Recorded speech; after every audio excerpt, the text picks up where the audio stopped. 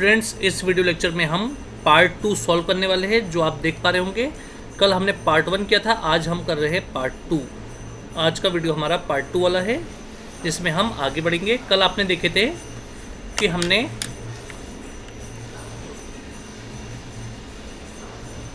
Question number approximately 18 तक कर लिया था। कल हमने ये 18 तक कल हो चुका था हमारा सॉल्यूशन। आज हम क्वेश्चन नंबर 19 से आ रहे हैं। तो क्वेश्चन नंबर 19 को से आप हम स्टार्ट कर रहे हैं। आइए से स्टार्ट करते हैं। क्वेश्चन नंबर 19 आप देख पा रहे होंगे। क्वेश्चन नंबर 19 में आपको दिया गया है right characteristics properties of electromagnetic wave. Electromagnetic wave की हमें प्रॉपर्टीज़ बतानी है। तो आइए इसे देखते हैं। तो स्टूडेंट्स, वीडियो क्योंकि काफ़ी लंबा हो जाता है, इसलिए मैंने यहाँ पे लिखा हो। इसकी जो प्रॉपर्टीज़ है वो है कि electromagnetic wave do not require any medium for propagation. Electromagnetic wave को प्रोपेगेट होने के लिए कोई स्पेशल मीडियम की आवश्यकता नहीं होती। सेकंड तो प्रॉपर्टी आप जानते होंगे कि in electromagnetic wave electric field and magnetic field both are perpendicular to each other. Electric field और मैग्नेटिक फील्ड दोनों एक दूसरे के परपेंडिकुलर होते हैं। थर्ड प्रॉपर्टी जो है वो है speed of E M wave is equal to speed of light. Electromagnetic wave की स्पीड जो होती है वो लाइट की स्पीड के बराबर होती है। फोर्थ वाली जो है प्रॉपर्टी वो ये है कि ये देखिए, जो आपको देख पा रहे होंगे, ई मतलब इलेक्ट्रिक फील्ड का एम्पलीट्यूड पीक वैल्यू, और ये बी मतलब मैग्नेटिक फील्ड का जो एम्पलीट्यूड है। तो amplitude of electric field and magnetic field या peak value of electric field and magnetic field का जो रेशो है वो स्पीड ऑफ लाइट के इक्वल होता है। The ratio of peak value of electric field and magnetic field is equal to speed of light. और फिफ्थ प्रॉपर्टी जो है वो है electromagnetic wave obeys principle of superposition. ये प्रिंसिपल ऑफ सुपरपोजिशन को ओबे करता है। ओके, आप इसे ध्यान से देखिएगा। अगला जो क्वेश्चन नंबर 20 है वो है स्ट्रेट लेंज लॉ। आपको लेंज लॉ को स्ट्रेट करना है। तो कि what is Lenz law, Lenz law होता क्या है, तो आइए इसे देखते हैं। स्टूडेंट्स, लेंज लॉ जो है, लेंज ये कहता है कि किसी सर्कुलर कॉइल है, ये कोई सर्कुलर कॉइल है, इस सर्कुलर कॉइल के पास अगर हम मैग्नेट के पोल को मूव कराते हैं तो इंड्यूस करंट जो रहेगा in circular coil always opposes motion of pole of magnet. ठीक है, when pole of magnet moves toward the circular coil, when pole of magnet moves toward the circular coil, then induce current always opposes direction of motion of pole, direction of motion of pole. तो जब भी कभी कोई भी magnet का पोल circular coil के पास move होता है तो हमेशा इंड्यूस करंट उसका अपोज करता है। स्टूडेंट्स, तो ये आपको डायग्राम बनाना पड़ेगा और देखिएगा ध्यान से। इसमें लिख देता हूँ, Lenz states that when magnetic pole moves toward the circular coil, then induced current always opposes motion of magnetic pole. Okay, आपको बनना चाहिए स्टूडेंट्स। ठीक है स्टूडेंट्स, आपको ये बनना चाहिए। अब हम हमारे न्यू क्वेश्चन पे आते हैं। क्वेश्चन नंबर 21 आप देख पा रहे होंगे। How can you classify semiconductors on the basis of its chemical composition. Chemical composition के बेस पे आप सेमीकंडक्टर को कैसे बताएंगे। Okay students, question number 21,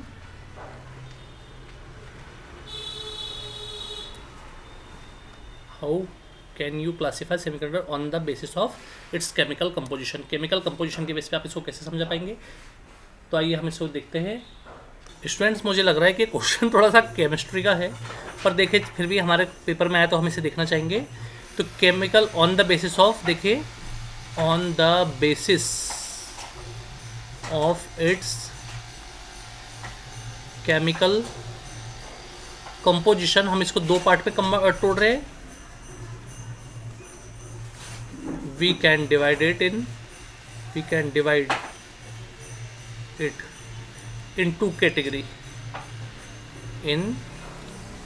category,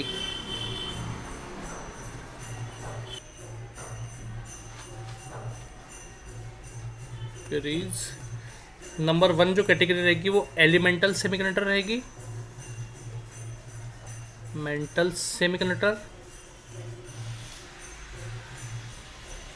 और स्टूडेंट जो दूसरी कैटेगरी रहेगी वो रहेगी कंपाउंड सेमीकंडक्टर।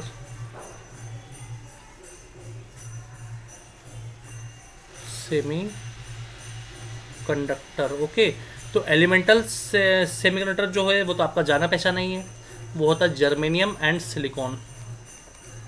ओके, और कंपाउंड के बेस पे हम इसको देखेंगे,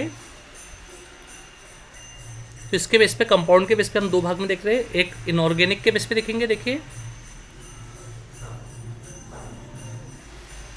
इनऑर्गेनिक बेस पे आपको दिख रहा होगा कैडमियम सल्फेट, गैलियम आर्सेनिक, ये आपको आना चाहिए। और अगला है ऑर्गेनिक बेस पे, तो ऑर्गेनिक पे आपका आएगा पॉलीमर,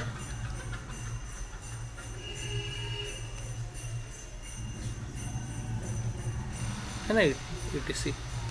इस टाइप से आप इसको बताना पड़ेगा आपको, देखिएगा आप इसे ध्यान से। ये मुझे लग रहा है कि केमिस्ट्री का क्वेश्चन है, फिर भी चलिए कोई प्रॉब्लम नहीं। नेक्स्ट हमारा जो क्वेश्चन है वो है, देखिए ध्यान से, ये बहुत मज़ेदार क्वेश्चन में से एक है। क्वेश्चन हमारा इस प्रकार है, derive the expression for critical angle in the term of speed of light. Critical angle को समझाना है in the term of speed of light. It is respective media when a ray of light undergoes total reflection while traveling from denser to rear medium। Okay students, जब एक ray of light rare medium से denser medium में जाती है तो critical angle को का formula हमको निकालना है in the term of speed of light. जब लाइट का क्या होता है, रिफ्लेक्शन, टोटली रिफ्लेक्शन हो जाता है। जब लाइट रेयर से डेंसर मीडियम में जाती है तो आपको याद होगा ये चीज़, ये क्रिटिकल एंगल और टोटल इंटरनल रिफ्लेक्शन से मिली जुली चीज़ है। चलिए निकालते हैं हम। तो ये बहुत इजी क्वेश्चन है हालांकि बहुत कठिन, पर लोग इसको बहुत मतलब इजी है पर लोग इसको बहुत कठिन ढंग से कर लेते हैं। चलिए हम इसे देखना चाहेंगे। देखिए, आपसे बात हो गई थी कि जब लाइट की रेट डेंसर मीडियम से रियर मीडियम में जाती है, डेंसर मीडियम से रियर मीडियम में जाती है तो क्या होता है स्टूडेंट्स, लाइट की रेस पे इंसिडेंट होगी, तो ये एंगल ऑफ इंसिडेंस रहेगा। और ये इधर क्या होगा, लाइट की रे क्या होगी बोलो, रिफ्लेक्ट हो गई। तो इस समय क्रिटिकल एंगल की नौबत आती है। इस समय आई की जो वैल्यू रहेगी, आई आपका क्रिटिकल एंगल रहेगा। आई क्या रहेगा आपका, क्रिटिकल एंगल। तो चलिए इसे देखते हैं। तो सबसे पहले आप देखेंगे कि सिंस स्नेल्स लॉ, बोलिए स्नेल्स लॉ क्या होता है। तो स्नेल्स लॉ जो रहता है स्टूडेंट्स, वो रहता है म्यू बराबर sine I upon sine R. Sine I upon कितना, साइन आर, ये आपको बनना चाहिए। साथ ही साथ आपको देखना चाहिए कि इफ़, पहली बात तो लाइट डेंसर से रेयर जा रही है। लाइट कैसे जा रही है, डेंसर से रेयर, इसलिए म्यू के प्लेस पे आपको 1 अपॉन म्यू लगाना पड़ेगा। तो म्यू के प्लेस पे हो जाएगा 1 अपॉन म्यू। साइन आई, आई की जगह हो जाएगा आई सी, और साइन आर, आर की जगह हो जाएगा हमारा साइन 90। आपको दिख रहा है साइन 90 आर की जगह। तो स्टूडेंट्स 1 अपॉन म्यू आपका रहेगा साइन आई सी रहेगा साइन 90 1 हो जाएगा। अगर मैं इसको पलट दूँ तो आप देख पा रहे होंगे म्यू जाएगा ऊपर और 1 के अपन में जाएगा साइन आई सी। तो स्टूडेंट हमें इतना तो हमने निकाल ही चुके हैं, relation between critical angle and refractive index. बस इसको थोड़ा सा आगे बढ़ा देना है। क्रिटिकल एंगल का फॉर्मूला बताना है in the term of speed of light. तो चलो देखते हैं ना, वो तो अब भी पता चल जाएगा हमें। बट जो म्यू होता है वो होता है सी अपॉन वी। म्यू इक्वल्स होता है सी अपॉन वी। तो म्यू की जगह रखा जाए सी अपॉन वी, सॉरी म्यू के प्लेस पे रखा जाएगा सी अपॉन वी इक्वल्स टू होगा 1 अपॉन साइन आई सी। स्टूडेंट साइन आई सी को पलट दीजिए, साइन आई सी का रेसिप्रोकल हो जाएगा, वी जाएगा ऊपर, सी आएगा नीचे, आई सी को यही रोकिए और साइन इधर आके हो जाएगा साइन इनवर्स वी अपॉन सी। तो ये हो गया स्टूडेंट आपका क्रिटिकल एंगल का formula in the term of speed of light. तो स्टूडेंट्स मैं आपको बार बार बताते आया हूँ कि ऑप्टिक्स में से क्वेश्चन आप कितना भी पढ़ के चल जाइए, कुछ ना कुछ और नया चीज़ आपके सामने रखेगा ही। तो ये पुराना तो मतलब ये नया तो नहीं है, पर पुराने में से ही नया निकला है कुछ, तो इसको आप ज़रा ध्यान से देखिएगा और समझिएगा। ओके है, हालांकि बहुत ज़्यादा ईजी है। आगे बढ़ा जाए नेक्स्ट क्वेश्चन की ओर। अच्छा, नेक्स्ट क्वेश्चन हमको और में दे दिया इनने, तो चलिए और में दिया है, इसको स्लाइड को छोटा करके यहीं पे इसको सुलझाया जाए। देखिए क्या दिया इसने क्वेश्चन, इसने हमें क्वेश्चन दिया a ray of light passing through a equilateral prism. तो स्टूडेंट जब भी उसने इक्विलेटरल वर्ड बोल दिया, तो इक्विलेटरल वर्ड बोल दिया मतलब उसने हमको इनडायरेक्टली रूप से क्या दे दिया, एंगल ऑफ प्रिज्म दे दिया। तो एंगल ऑफ प्रिज्म की जो वैल्यू है सीधी सीधी 60 डिग्री है इक्विलेटरल के लिए। For air undergoes medium deviated when angle of incidence is 3/4 of angle of prism. Angle of incidence जो है, ज़रा ध्यान दीजिए, एंगल ऑफ इंसिडेंस जो है वो 3/4 है एंगल ऑफ प्रिज्म के। तो देखिए आई इक्वल्स टू 3/4 इंटू 60, काटिए से 4 बन जाए और 4 15 जा 15 45, तो आई इक्वल्स हो जाएगा 45 डिग्री। ठीक है, calculate speed of light in the prism. Prism से लाइट की स्पीड आपको बतानी कि प्रिज्म से एक्चुअल में लाइट की स्पीड आखिर होती कितनी। तो चलिए देखते हैं इसे। तो स्टूडेंट, इसके लिए हमें सबसे पहले आपको पता होनी चाहिए, आई तो आपका निकल गया, और साथ में आपको पता होगा ए जो होता है, ए वो R1 + R2 से बना होता है इक्विलेटर में। मतलब R1 भी 30 और R2 भी 30। मतलब आपका एक प्रकार से अगर हम देखें तो R जो होगा आपका, R बराबर हो जाएगा R1 बराबर R2 और बराबर हो जाएंगे 30 डिग्री। तो हमें सबसे पहले निकालना पड़ेगा स्नेल्स लॉ। म्यू बराबर होता है sin I upon sin R। तो म्यू जो रहेगा स्टूडेंट्स आपका, म्यू जो रहेगा, sin I की जगह होगा आपका sin 45 और sin R की जगह होगा sin 30। तो म्यू इक्वल्स टू sin 45 होगा 1/√2 और sin 30 होगा 1/2। 2 पलट के ऊपर जाएगा तो म्यू इक्वल्स टू 1/√2। तो आपका जैसे का वैसा है, डिवाइड बनेगा इंटू 2 जाएगा ऊपर, 1 आएगा नीचे, तो म्यू इक्वल्स हो जाएगा 2/√2। तो स्टूडेंट्स देखेंगे आप, म्यू बराबर हो जाएगा 2/√2, √2 का रेशनलाइज किया जाए 2√2/√2 ये, तो म्यू इक्वल्स टू स्टूडेंट आपका √2 निकल गया। म्यू कितना निकल गया आपका, म्यू निकल गया √2। ओके, म्यू √2 निकल जाने के बाद अब हमें करना पड़ेगा स्पीड ऑफ लाइट। तो देखिए ना, सिंस म्यू बराबर होता है C/V, तो ये हो जाएगा √2। C होता है 3 × 10⁸, और रही बात V की, तो V स्पीड ऑफ लाइट हमें पता करना है। तो स्टूडेंट से V जाएगा ऊपर और 3 × 10⁸ के अपॉन में आएगा आपका √2। √2 फिर नीचे आ गया, इसका फिर रेशनलाइज कर दिया जाए। मुझे लगता है कल क्वेश्चन हुआ है कहीं ना कहीं, पर चलिए खैर कोई बात नहीं। तो म्यू इक्वल्स हो जाएगा 3√2 के अपॉन में √2 × 10⁸ मीटर पर सेकेंड। फिर कल मुझे लगता है ये हुआ है शायद क्वेश्चन, तो आप इसे 3√2 को 3 × 1.414 से सॉल्व कर सकते हैं। मुझे लग तो रहा है कि कल ये हुआ है कहीं ना कहीं, पर कहाँ हुआ है ये देखना होगा थोड़ा सा कल ऐसा, क्योंकि एक क्वेश्चन मुझे लग रहा है कि कल हुए हैं, हमने किए हैं क्वेश्चन, या इस यहाँ किए या किसी और इसमें किए, पर एक क्वेश्चन कल हुआ है मुझे लग रहा है। चलिए फिर आगे बढ़ते हैं, ये आप देख लीजिए, ये आपका आंसर रहेगा। आगे अब हम बढ़ रहे हैं स्टूडेंट्स। आगे का जो क्वेश्चन है हमारा वो है determine focal length of biconvex lens. Biconvex lens की फोकल लेंथ पता करना है if its surface radius are 60 and 15। मतलब स्टूडेंट्स आपको R1 और R2 मिल चुका है। सबसे पहला वाला R1 रहता है और सबसे बाद वाला R2। तो पहले नाम आया 60 का, तो 60 आ जाएगा और फिर आ जाएगा 15, ये आप भूले ना। अब इतना तो आपको पता हो गई कि R1 और R2 के साइन कन्वेंशन क्या क्या कहते हैं। R1 हमेशा पॉजिटिव होता है और R2 हमेशा क्या होता है भाई, R2 हमेशा नेगेटिव होता है। R1 हमेशा पॉजिटिव और R2 हमेशा होता है नेगेटिव, ये चीज़ याद रखें। और refractive index of lens is 1.5, lens का रिफ्रैक्टिव इंडेक्स 1.5 है। तो आपको क्या पता करना है, फोकल लेंथ। तो स्टूडेंट्स आप देखिए 1/f जो होता है वो होता है mu minus 1, 1/R1 minus 1/R2। चलिए इसे देखा जाए, तो इसे अब हम सॉल्व कर रहे हैं पोशाक अच्छी तरह। तो 1/f आपका रहेगा चलेगा, म्यू की जगह हो जाएगा 1.5 माइनस 1, 1/R1 की जगह 60 माइनस 1/R2 की जगह माइनस 15। तो 1/f जो होगा आपका वो होगा 0.5, 1/60 माइनस माइनस प्लस 1/50। तो स्टूडेंट्स आगे बढ़ा जाए अब। तो आगे बढ़ के हम देखिए क्या करने वाले हैं। 1/f आपका रहेगा चलेगा 0.5 मतलब 5/10। और इधर देखिए एलसीएम होगा आपका 60, 15 और 60 का एलसीएम 60 होगा। 60 के टेबल में 61 बार, तो 61 जा 60 1 ही आएगा, प्लस 15 के टेबल में 64 बार 4 हो जाएगा। तो 1/f इक्वल्स टू होगा 5/10 इंटू 5/60। चलिए देखते क्या हो सकता है। 5 1 जा 5 2 जा 5 1 जा 5 1 जा 5 2 जा। तो 1/f इक्वल्स टू 1 1 जा 1 और 12 2 जा 24, f 1 जा f और 24 1 जा 24। तो स्टूडेंट जो फोकल लेंथ निकलेगी वो निकलेगी 24 सेंटीमीटर। और आप ऑप्टिक्स की तैयारी अच्छे से करें, ऑप्टिक्स में से गारंटी न्यूमेरिकल आपके आ रहे हैं। वो तो मैंने आपको पहले ही बता दिया था कि ऑप्टिक्स से न्यूमेरिकल आते ही है, बाकी न्यूमेरिकल का कोई भरोसा नहीं, कभी यूनिट 1 कभी यूनिट 2 कैसे भी आते हैं, पर ऑप्टिक्स से बिल्कुल फंसेंगे ही, आपको समझा दिया गया था। 23वें क्वेश्चन में स्टूडेंट्स और है, और में जो फॉर्मूला है आपका, ये व्हाट इज़ लेटरल शिफ्ट क्या है, लेटरल शिफ्ट किसको कहते हैं, और इसका फॉर्मूला आपको निकालना है। तो ये आपको मैंने करवाया था, इसका वीडियो लेक्चर की लिंक जो है, ये बहुत छोटा वीडियो है कि मेरे को पता था बहुत इंपॉर्टेंट टॉपिक है, इसलिए मैंने इसको वीडियो लेक्चर के रूप में आपको दिया था।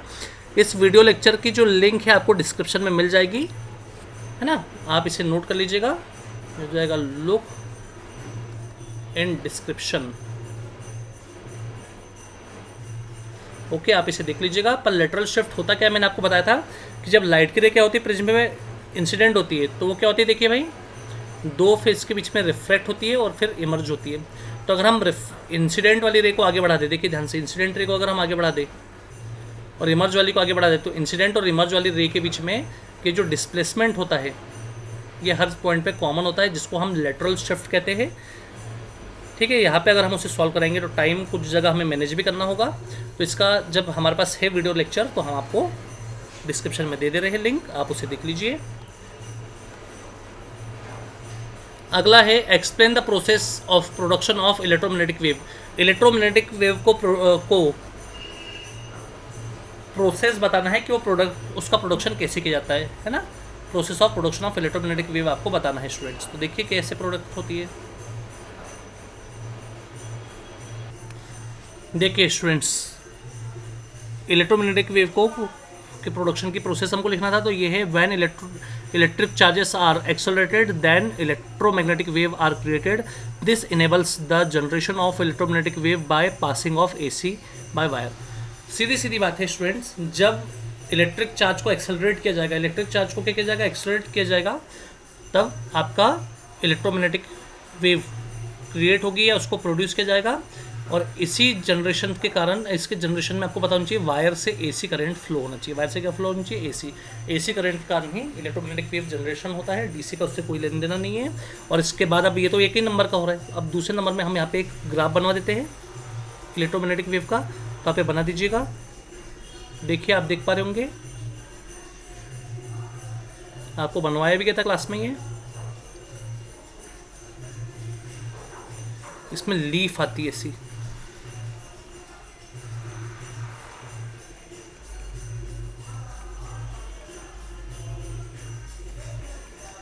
और इसके बीच में हमें डॉट डॉट डालना है, इसके बीच में हमें डॉट डॉट भी डालना होगा। आप इसे ध्यान से देखिएगा, ये आपका इलेक्ट्रोमैग्नेटिक वेव बन गई। इसमें electric field perpendicular of magnetic field. Okay, आप इसे ध्यान से देखिएगा। अब हम आगे बढ़ते हैं अगले क्वेश्चन की ओर। हमारा अगला क्वेश्चन है which will possess more energy. इनमें से कौन ज़्यादा एनर्जी को पॉज करेगा, पॉजेस करेगा, पॉजेस या पासेस हो सकता है, पॉजेस। देखिए, an electron and a proton, सबसे ज़्यादा एनर्जी को कौन पास कर सकता है, एक इलेक्ट्रॉन के एक प्रोटॉन। ये आपको देखना है पहला केस में, और दूसरे केस में इलेक्ट्रॉन या proton having same de Broglie wavelength. अगर उनकी डी ब्रोगली वेवलेंथ सेम है, सबसे ज़्यादा कौन पास कर सकता है। तो देखिएगा ध्यान से, तो सबसे पहला वाला जो क्वेश्चन है उसका जवाब देखिए, सबसे ज़्यादा इलेक्ट्रॉन को कौन पास कर सकता है, एनर्जी को कौन पास कर सकता है, इलेक्ट्रॉन या प्रोटॉन। तो आपको पता है कि since mass of proton is greater then mass of electron, okay. और ई बराबर क्या होता है, ई बराबर होता है एम सी स्क्वायर, सी कॉन्स्टेंट होगा तो ई प्रोपोर्शनल टू एम। जिसका मास बड़ा है, एनर्जी को वो ज़्यादा पासिस कर सकता है। तो एनर्जी पास्ड बाय प्रोटॉन हमेशा बड़ा होगा एनर्जी पास बाय इलेक्ट्रॉन से, ये आपको पता चाहिए। बी वाला क्वेश्चन है कि दोनों की de Broglie wavelength, electron proton दोनों की डी ब्रोगली वेवलेंथ सेम है, तो एनर्जी को कौन पास करेगा। तो देखिए ध्यान से, ई इक्वल्स टू क्या होता है, E equals to H nu होता है।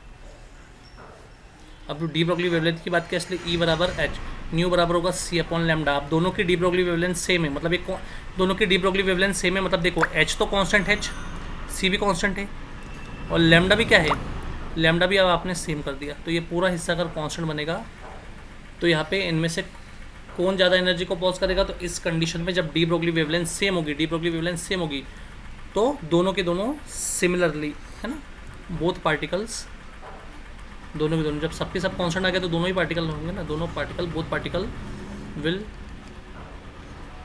पॉजेस मोर एनर्जी, मोर नहीं, सेम एनर्जी आएगा, बस सेम एनर्जी।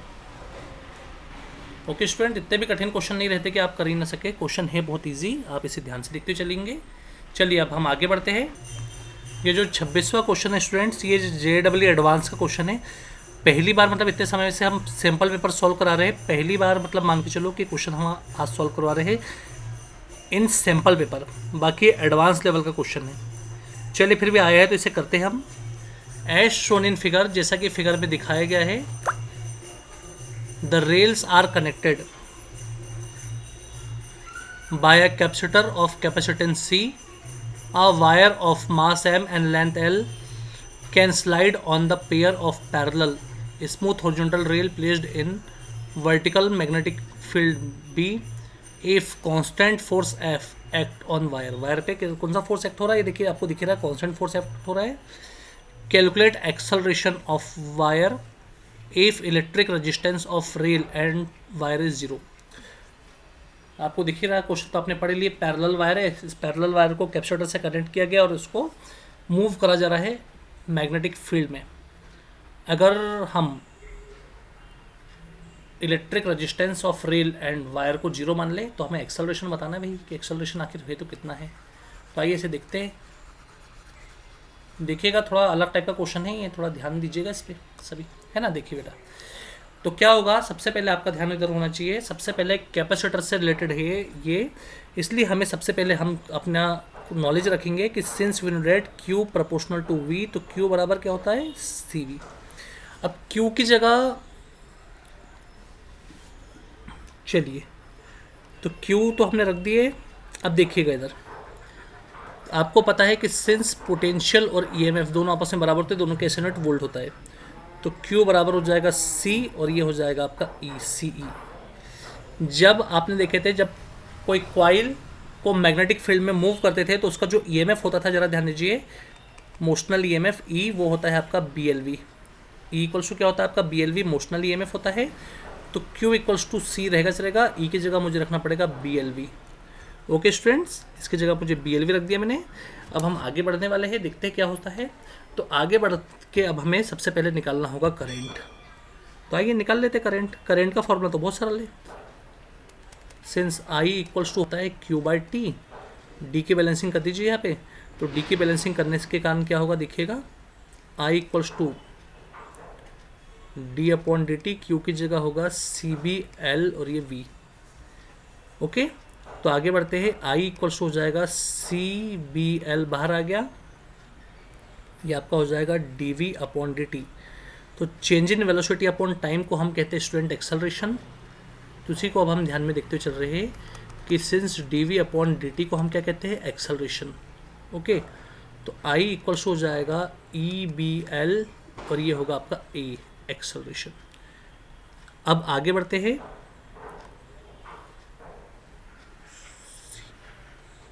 सॉरी, ये E नहीं है, ये C है, लिखने में गड़बड़ी हुई मुझसे, ये C है, ये ऊपर तक सही है पूरा C, यहाँ पे मैंने E लिख दिया हूँ, ये C है आपका, बस बाकी पूरा सही है C, और ये भी है आपका C। चलिए मिटवा देते हैं इसको, नहीं तो आप और कंफ्यूज जाएंगे। तो ये आपका हो जाएगा C।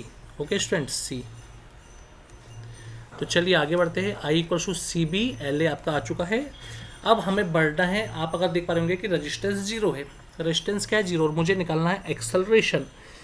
तो आपको पता होना चाहिए, जब L लेंथ का, ये देखिए क्रॉस वाला तो आपका मैग्नेटिक फील्ड है, और जब क्रॉस वाले में आपको बताया मैग्नेटिक फील्ड में L लेंथ का कंडक्टर रखा हो जिस पे मैग्नेटिक फील्ड भी है, तो जो फोर्स होता है इसमें तो आपको बताने की आवश्यकता नहीं होनी चाहिए। फोर्स एक्टिंग ऑन कंडक्टर जो रहता है वो IBL होता है। कितना होता है, IBL होता है आपका IBL। तो I की वैल्यू उठा के रख दीजिए यहाँ पे। तो F इक्वल्स टू I की जगह हो जाएगा CBLA और आपका हो जाएगा BL। चलो मिला दीजिए इससे, तो F बराबर हो जाएगा C, B और B हो जाएगा आपका B², L और L हो जाएगा L², और ये आपका रहेगा A, स्मॉल a मतलब एक्सेलरेशन। ठीक है, आपका फोर्स आ गया स्टूडेंट्स ये। अब हमें नेट फोर्स निकालना है। तो नेट फोर्स बराबर क्या होगा, नेट फोर्स बराबर होगा F नेट जो होगा वो आपका होगा बेसिक फोर्स माइनस जो आपने खींचे इसे, वो फोर्स।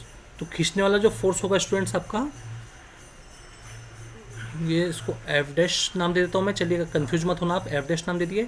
तो एफ नेट निकालना है मुझे, एफ नेट, चलिए एफ नेट निकाल लेते हैं। तो F net equals to F equals to आप जानते हैं एम ए होता है, मुझे इत्तेफाक से एक्सेलरेशन ही तो निकालना है। चलिए एफ की जगह एफ ही रहेगा आपका, एफ डैश की जगह देख लीजिए C B square L square A. अब एक्सेलरेशन निकालना बहुत सरल हो गया, ए वाले को एक तरफ कर दीजिए, एम ए है ही, इसके पास आ जाएगा माइनस इधर आके plus C B square L square A equals to F. यहाँ से निकलेगा ए कॉमन, तो अंदर बचेगा M plus C square B square L square, C square B square L square, sorry C square नहीं होगा, सी बस रहेगा, बी स्क्वायर एल स्क्वायर होगा, बराबर आपका एफ होगा। तो स्टूडेंट्स जो आपका ए होगा एक्सेलरेशन वो होगा एफ के अपॉन में M plus C B L square B square L square, ये आपका एक्सेलरेशन का फॉर्मूला आएगा, आपको ये करना होगा स्टूडेंट्स। ये 3 नंबर का है, बार बार आपको समझाया गया कि 3 नंबर के क्वेश्चन भी, 2 क्वेश्चन वो एक ऑप्टिक्स का और 3 नंबर के क्वेश्चन जानबूझ के क्रिएटिविटी वाले लाते हैं, जो उठा के कहीं से नहीं, वो हर बार सब कॉम्पिटिशन से उठा के लाते हैं। अब उसके लिए अगर हम कॉम्पिटिशन पढ़ने बैठे तो बहुत टाइम होगा, तो अब यही तरीका है कि जितने क्वेश्चन आ जा रहे हैं उसको वहीं पे सुलझाया जाए। क्वेश्चन नंबर 27 में हमारे 2 क्वेश्चन हैं स्टूडेंट्स। तो 27 के जो 2 क्वेश्चन है उसमें 27 का जो ए वाला क्वेश्चन आप देख पा रहे होंगे वो ये दिया है कि thin lens, double convex lens है of focal length F as shown in figure, ठीक है, उसकी फोकल लेंथ एफ है। Figure 1 is broken down into 2 equal half at the axis, axis के रिस्पेक्ट में आधे भाग में टूटा हुआ है। The 2 halves are combined as shown in figure number 2 and number 3। ये इस टाइप से इसको मैंने अरेंज किया हूँ कि फिगर 1 से कि फिगर 2 और 3 बन चुका है। तो what is the focal length of the combination shown in the figures 1 and 2। Figure 1 और 2 में जो कॉम्बिनेशन आपको दिख रहा है, एक सीधा है एक उल्टा, और दोनों सीधे सीधे लेंस है ना, मतलब एक टॉप बॉटम भी बोल सकते हैं, top bottom, lower half and upper half, और दोनों अपर हाफ, इनका कॉम्बिनेशन की नेट फोकल लेंथ कितनी होगी आपको बताना है स्टूडेंट्स। तो चलिए देख लेते हैं हम। तो सबसे पहले तो आपको ये क्वेश्चन करने के लिए एक चीज़ आपके माइंड में होनी चाहिए। 1 मिनट में एक स्लाइड बनाऊंगा क्योंकि इसमें मुझे लग रहा है कि थोड़ा सा क्वेश्चन अटक सकता है, जगह नहीं मिलेगी शायद करने के लिए इसके लिए। तो चलिए ये एक स्लाइड और बन गई आपकी। देखिए स्टूडेंट्स, सबसे पहले हमें साइन कन्वेंशन को देखना होगा। क्या होता है साइन कन्वेंशन? साइन कन्वेंशन हम जानते हैं कि अगर आप ऊपर जाओगे तो वैल्यू पॉजिटिव, नीचे आओगे तो वैल्यू नेगेटिव, राइट तरफ जाओगे तो पॉजिटिव और लेफ्ट तरफ आओगे तो वैल्यू क्या होगी भाई? नेगेटिव।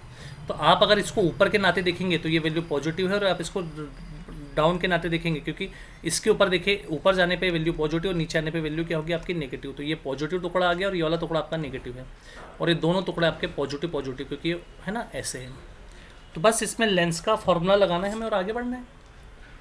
ठीक है, तो आगे बढ़ते हैं क्योंकि उसने बोल ही दिया कि लेंस की फोकल लेंथ एफ है, तो उसके टुकड़े आप कितने भी कर दो, फोकल लेंथ तो एफ ही माननी पड़ेगी ना मुझे। तो देखिए भाई, इसकी फोकल लेंथ जो है वो F1 मान लो, इसको भी तुरंत में F2, इसको भी F1 और इसको भी क्या मानोगे? F2। तो फिगर नंबर पहले 2 की बात करता हूँ, फिगर 2 में ध्यान दीजिए। तो फिगर 2 में देखेंगे आप सभी, तो फिगर 2 में जो है आपका F1 बराबर होगा प्लस F और F2 बराबर आपका जो होगा वो होगा माइनस F। इसको उठा के इसमें रखा जाए 1/F नेट बराबर 1/F1, F1 प्लस 1/F2, आपने पढ़ी ये चीज़। तो 1/F नेट जो आपका रहेगा 1/F1, F1 की जगह F प्लस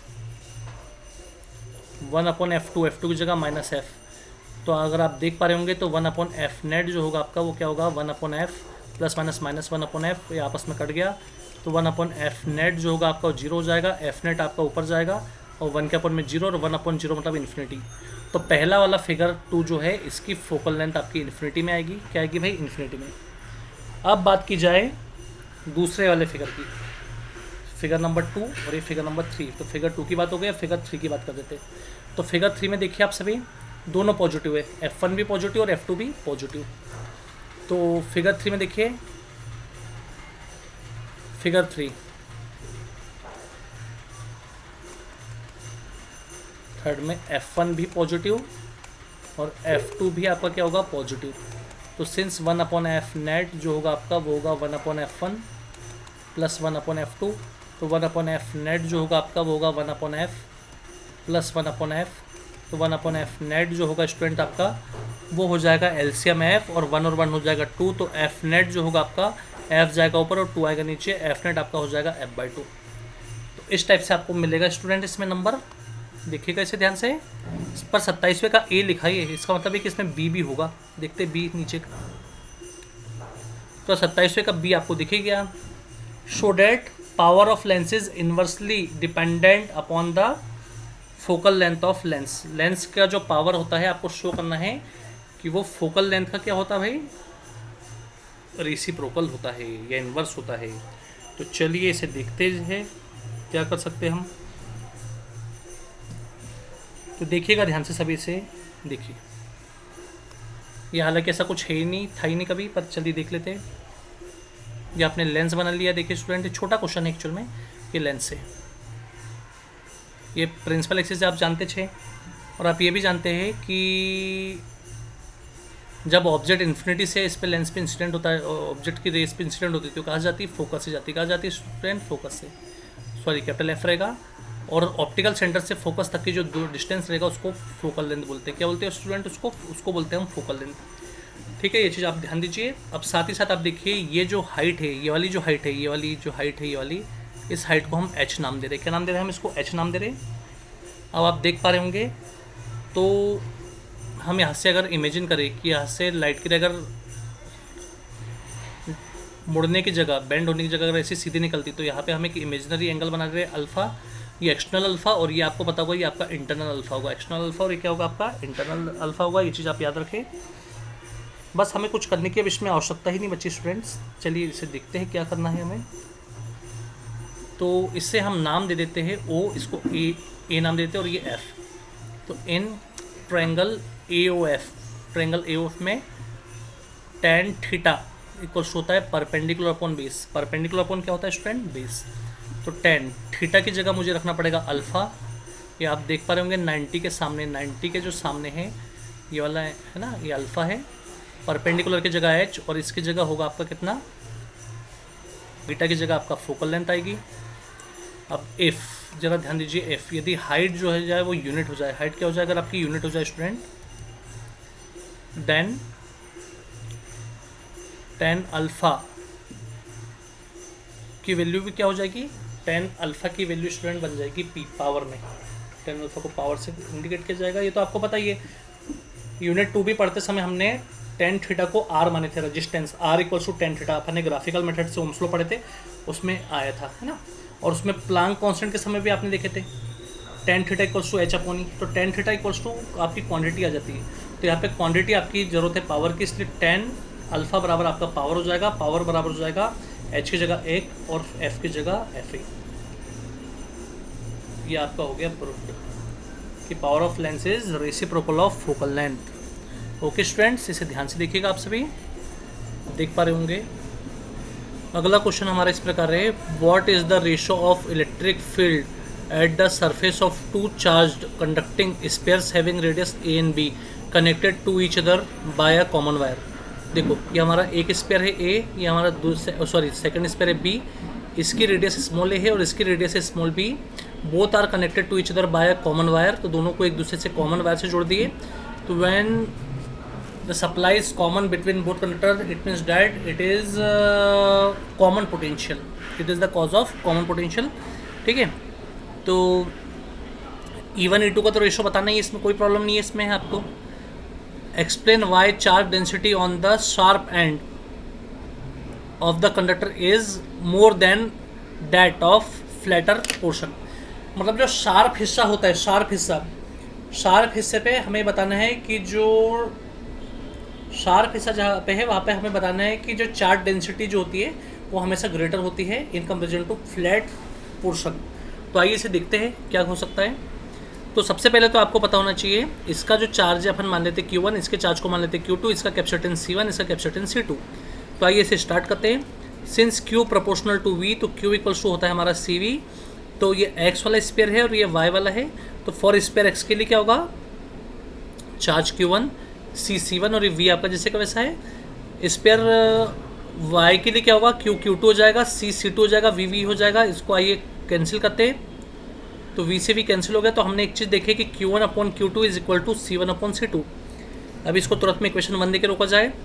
सिंस आप जानते हैं कि C इक्वल्स टू स्पेरिकल कैप्सूटर का जो कैप्सूटेंस होता है 4πε0r होता है रेडियस। तो यहाँ पे दोनों की रेडियस तो अलग अलग है, एक की स्मॉल ए है और एक की स्मॉल बी है। तो एक का C1 हो जाएगा, एक का C2 हो जाएगा। 4πε0 आपका रहेगा चलेगा, आर की जगह स्मॉल ए, यहाँ पर भी 4πε0 रहेगा चलेगा, आर की जगह बी। 4πε0 से 4πε0 कैंसिल हो गया। तो इक्वेशन 1 से हमने जो कंक्लूजन निकाला वो हमने ये निकाला कि Q1/Q2 इक्वल्स टू C1/C2 और C1/C2 इक्वल्स टू आ गया A/B। ओके, इसमें आपको कोई डाउट होना नहीं चाहिए। इसको हमने इक्वेशन 2 दे दिए।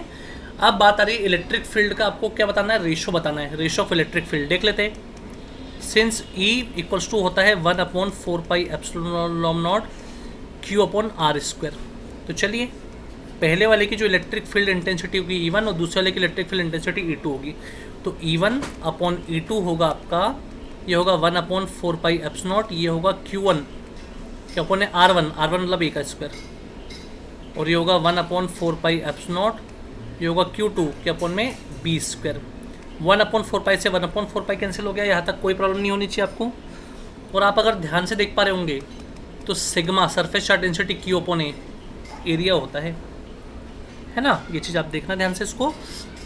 तो अभी तुरंत के हिसाब से तो आप देखेंगे कि E1/E2 इक्वल्स टू देखिए Q1/Q2 कर देते हम, B पलट के जाएगा ऊपर B²/A²। तो हमने एक चीज़ तो देख ही लिया, क्या देखा हमने देखा कि E का जो रेशो आएगा आपने देख लिया ये Q1/Q2 और Q1/Q2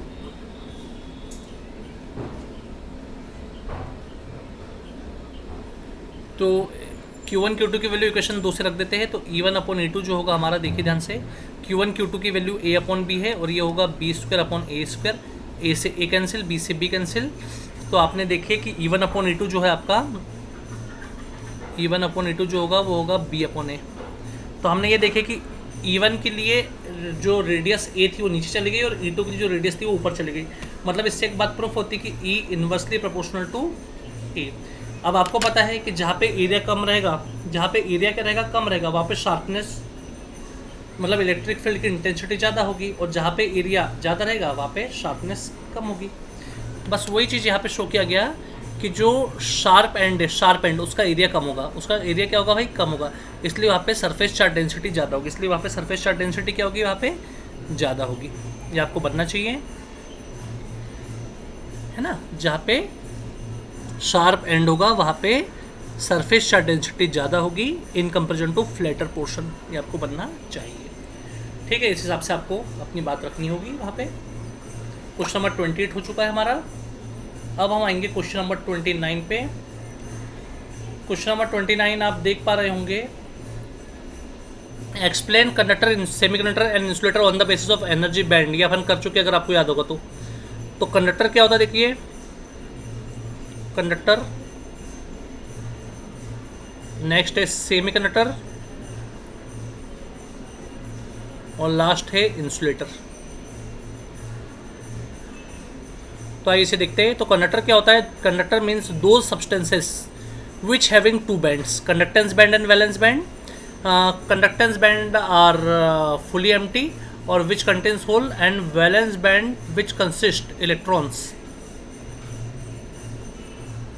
When electrons of conductance bands, energy gap between conductance band and valence band is 0 electron volt, 0 electron volt. Then all electrons jumps from conductance band to valence band and meet with each electrons and form current, and those substances which allow the flow of current is called conductor। ठीक है, जब conductance band और valence band के बीच में energy gap 0 eV का हो तो valence band के सभी इलेक्ट्रॉन जंप करके कंडक्टेंस बैंड में पहुंच के होलो के साथ मिलकर करंट को बना लेते हैं इस, और वो सब्सटेंस जो करंट के फ्लो को एक्सेस करे उसे हम कंडक्टर कहते हैं। ये आपको बनना चाहिए स्टूडेंट्स। अब अगला है सेमीकंडक्टर। तो सेमीकंडक्टर में आप बताओगे दो substances which having two bands, conductance band and valence band. Conductance band consist multi holes and valence band consists multi electrons. If energy gap between both conductance band and valence band is equal to 3 eV, approximately some electrons, not all, here we use some word, then some electron jumps from valence band to conductance band and meet with some holes and form current, and the substances whose some part access flow of current and remaining part doesn't access flow of current is known as semiconductor. And now insulator, those substances which consist two bands, conductance band and valence band. Conductance band is fully empty or which contains hole, and valence band consists multi electrons. If energy gap between conduction band and valence band is more than 3 eV, more than 3 electron volt, or approximately Eg more than 3 eV or Eg approximately 7 eV to 8 eV, then no any electron jumps from valence band to conductance band and meet with hole. So here we get not formation of current, so we can say that those substances which cannot access flow of current is called insulator. तो यहाँ पे आपने देखिए अपन ने conductor, insulator और semi conductor को अपन ने खत्म किया. अपन ने इसे अभी लास्ट क्लास में पढ़ा था, आपके पास लिखा भी होगा ये, आप इसे ध्यान दीजिएगा और इसे अच्छे से नोट करना. इसमें main conductance band, valence band को एक्सप्लेन करना है और साथ में उनके बीच का एनर्जी गैप. ओके, ये ध्यान देना सभी. Question number 30. तो student, now we are solving question number 30 and the question is explain the variation of resistivity of metal with the change in temperature with the help of suitable graph. तो students, आपको clear होगा ये चीज़ अपन ने पढ़े थे कि कोई भी मेटल है उसकी इनिशियल रेजिस्टिविटी मान लो रो नोट है, रो नोट इक्वल्स टू है initial resistivity, rho equals to final resistivity,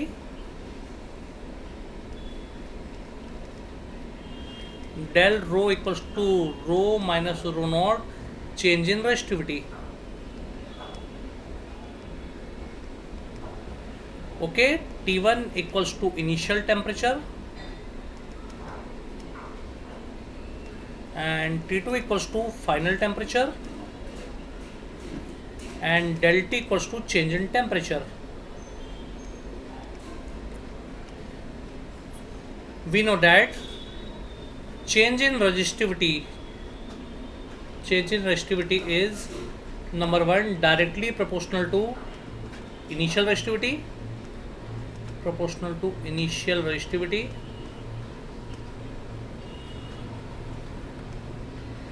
change in resistivity directly proportional to initial resistivity, equation number 1.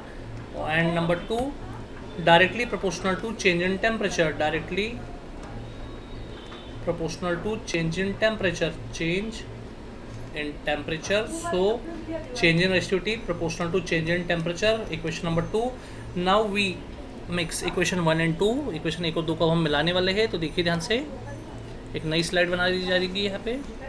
तो इक्वेशन 1 एंड 2 को जब हम मिलाएंगे तो आप देख पा रहे होंगे from equation 1 and 2, equation 1 and 2 del rho proportional to rho naught और del T, del rho equals to यहाँ पे कांस्टेंट लेना पड़ेगा alpha rho naught del T.